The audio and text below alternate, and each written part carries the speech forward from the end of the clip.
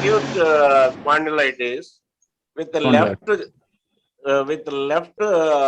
hand, this left total hand from shoulder to fingers, it is totally numb. Numb. Okay. Okay. They said because of spondylitis, acute spondylitis, I'm having this, and they have been giving sleeping pills and amigaba, some painkillers. Okay. Okay. So let me explain it. What is it all about? And let me also tell you that most of the people are facing some kind of liver issue at this point of time.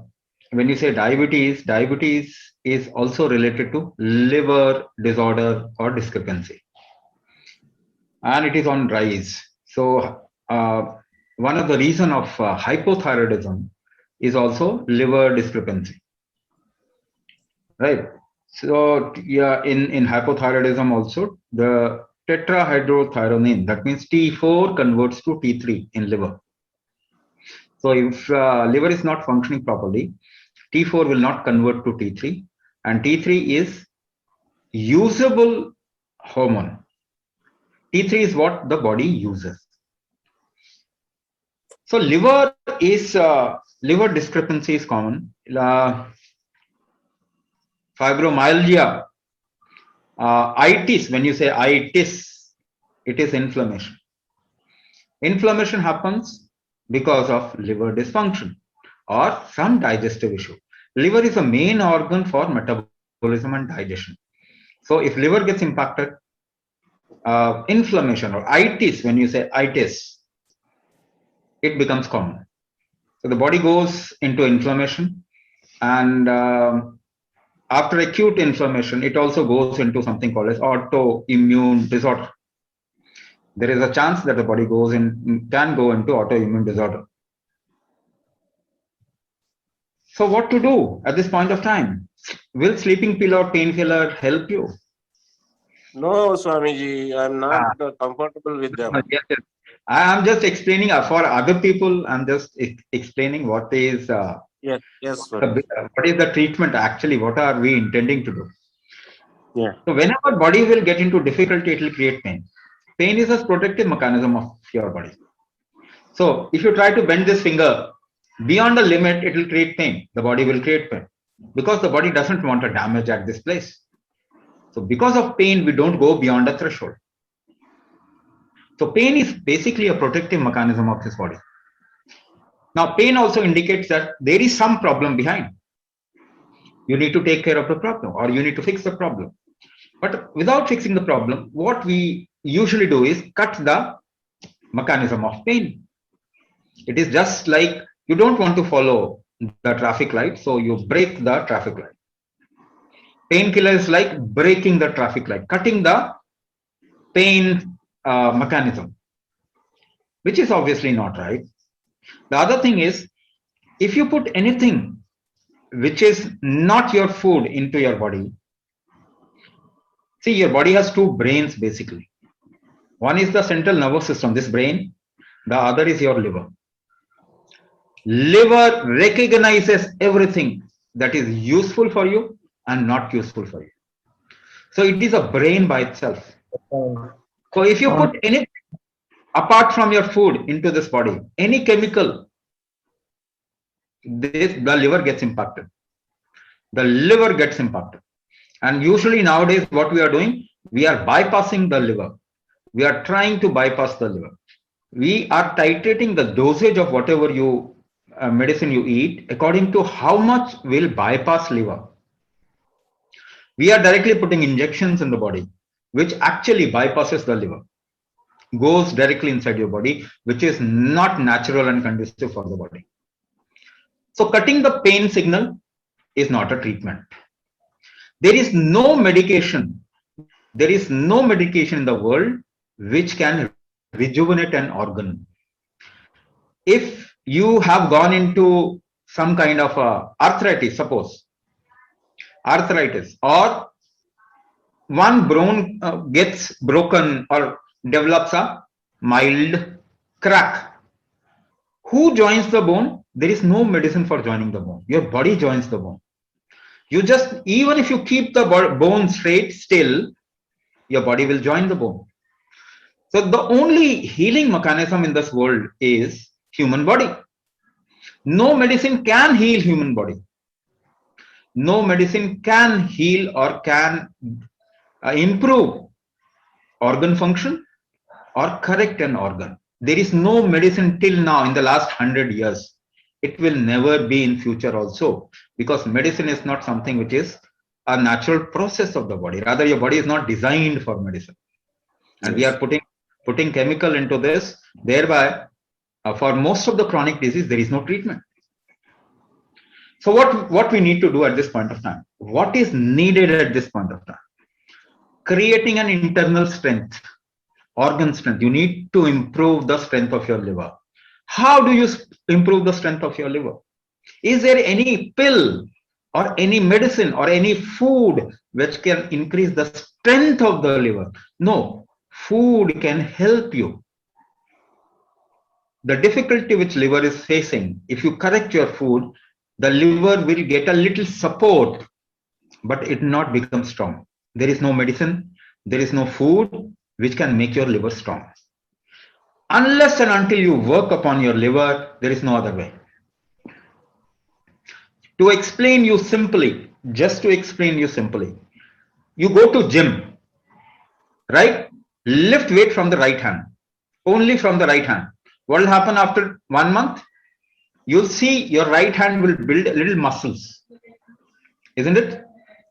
So when you work upon something, it grows. It grows. How do you work, or how do you make an effort? If you go to gym, what will you lift? You lift certain weight. How do you lift weight? How do you lift weight? By creating an effort. So let's do an experiment with me. Push your left hand like this. Push your left palm. Make a fist from the right hand. Push your left palm. Push it hard. Push it hard. So how are you making this effort of pushing your left palm? आप ये जोर कैसे लगा रहे हैं? दोबारा से करेंगे. मैं जहां बोलूंगा वहां देखना अभी, ठीक है? दोबारा से करेंगे. Let's do it again. Let's do it again. Push your left palm hard. सभी करेंगे तब पता चलेगा. If everyone does this experiment, they'll know. Push it hard. How do you push? Push कैसे करते हैं? By holding your breath. No, just watch it again. Do it again. See. You push by holding your breath. Yeah. How do you pull? खींचते कैसे हैं? How do you pull? Clasp your fingers. खींचिए, just pull. See, you hold your breath behind. Without holding your breath, you cannot make effort. So when you lift weight, what do? How do you lift weight? Basically by holding your breath. And when you are lifting it with your right hand, the breath hold, the trigger of breath hold will go towards the right hand. And that's how, when the breath hold trigger goes towards the right hand, your right hand becomes strong. What we are doing in Ashtanga Chikitsa, we are using, this is called as Kumbhak. Effort making mechanism is called as Kumbhak. So you can't make an effort without holding your breath. And this effort making mechanism is Kumbhak. So what we are using in Ashtanga Chikitsa is fundamentally Kumbhak to create a trigger, not outside. We don't tell you. Yes, not outside, inside. Where? Towards the liver. So to just elaborate it a little, because there is no that much of a time where I can go on explaining things. To elaborate a little, if you exhale a little more than your inhalation and then hold a little, the direction goes towards liver. If you inhale a little more, hold and exhale less, then the direction goes to your kidney. And that also depends upon each person's capacity. So what we do, we first give you a form where you do a little experimentation with yourself, with your breath, with your mind, with your emotion and other things, and fill up the form. When you fill up the form, we get to know where is the weakness. So using Kumbhak as the key to Ashtanga Chikitsa, We customize the whole module, which you learn in 9 weeks. In 9 weeks time, you learn basic Ashtanga Chikitsa module. And at the end of 9 weeks, the whole module gets customized to each person's weakness. If somebody's liver is not functioning properly, if somebody's kidney is not functioning properly, we customize the process according to that weakness inside the human body, weakness of the organ and the functioning. And when you keep doing this Ashtanga Chikitsa, what you basically are doing is rejuvenating or strengthening your liver or kidney or heart or glands, depending upon what weakness you have. So we customize the module according to your weakness, and when you do this practice, you slowly rejuvenate and strengthen your inner organ and function. Ashtanga Chikitsa also has an external methodology where you actually impact the neuromusculoskeletal system, the joints, muscles, and the nerves which are connected with muscles there. You also create suppleness in your joints. You also rejuvenate the joint cartilages which has worn out, the lubrication which has dissipated. Or see, if your body loses hydration because of a discrepancy, if your body doesn't get hydrated properly, your muscle will start hardening. Muscle hardening will happen. So your problem basically is the liver, the muscles in the liver are drying up. So if you impact the liver, it will slowly and steadily rejuvenate, and you'll see in few months time after your customization, your problem gets sorted out. I am indicating every organ, not just liver. Taking liver as an example, I'm indicating people who are suffering from other organ problems also. Their organs will start rejuvenating, because it cannot rejuvenate through a medicine. It cannot strengthen through food. Exercise doesn't impact your internal organ.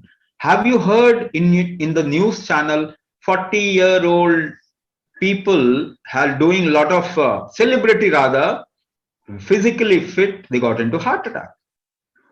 So when you do exercise, it impacts the external body, not the internal organ. But in Ashtanga Chikitsa, there is an aspect for the external body, there is an aspect for the internal organ, and the software which is making all those two things function. So it's a complete therapy by itself, not only liver, but if you have other, because once liver gets impacted, your other organs also gets impacted. And it's a vicious cycle. One organ gets impacted, you'll see the other organ will get impacted, and it will go on and on. If you take painkillers, the dosage will increase. Then the doctor will give you steroid, and the whole immune system will crash. So there is no treatment at this point of time. Using medicine, what you need to do is internally make yourself strong. And it's needed at this point. Everybody has to do something about the internal function. Can we have the next question, please? Or you can write it down in the chat box. I can read it out.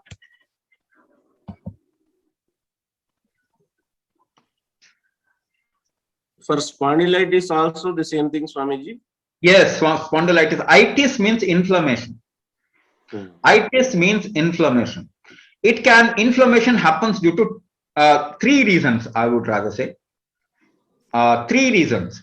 If you have a digestive issue, there is a chance of inflammation. So itis means inflammation. If your liver function or digestion is not proper, metabolism is not proper, inflammation is something common that will happen across the body. The second thing is, if there is an internal injury, due to degeneration of the cartilage between bones, or degeneration of neuromuscular junction, or degeneration of musculoskeletal junction, then inflammation will happen. The third reason for inflammation is some kind of infection. If there is an invasion, if there is a bruise outside, and pathogens or microorganisms infect that place also gets into swallowing and reddish kind of a tint you will see in that place. That is inflammation. So three things: digestive issue, that includes liver dysfunction. The second thing is internal injury. The third thing is degeneration or outside external injury, invasion or infection. From externity, something gets inside you or on the skin, then also inflammation happens. These three things. Now, for inflammation, if it is due to some kind of an infection, it is good to use any kind of antibiotic. It is good to use any kind of antibiotic for external invasion if there is an infection, because we have not done more R&D on natural substitute for antibiotic. So whatever is available, you can use that. The more we go towards doing R&D in the natural space, that means if we get natural antibiotics, then it is better to go towards natural antibiotic. But at this point of time, you'll only get chemical antibiotic. So it's okay, use antibiotic. But what about internal injury and liver dysfunction or digestive issue, metabolic issue? You don't have any solution for that. You have to create an inner strength, and also you have to strengthen your body so that it regenerates fast. And degeneration should happen slow. Ashtanga Chikitsa is all about enhancing the regeneration and slowing down the degeneration. That is why if you do Ashtanga Chikitsa for at least 1 year, you will become 5 years younger. So this is enhancing the regeneration and slowing down the degeneration.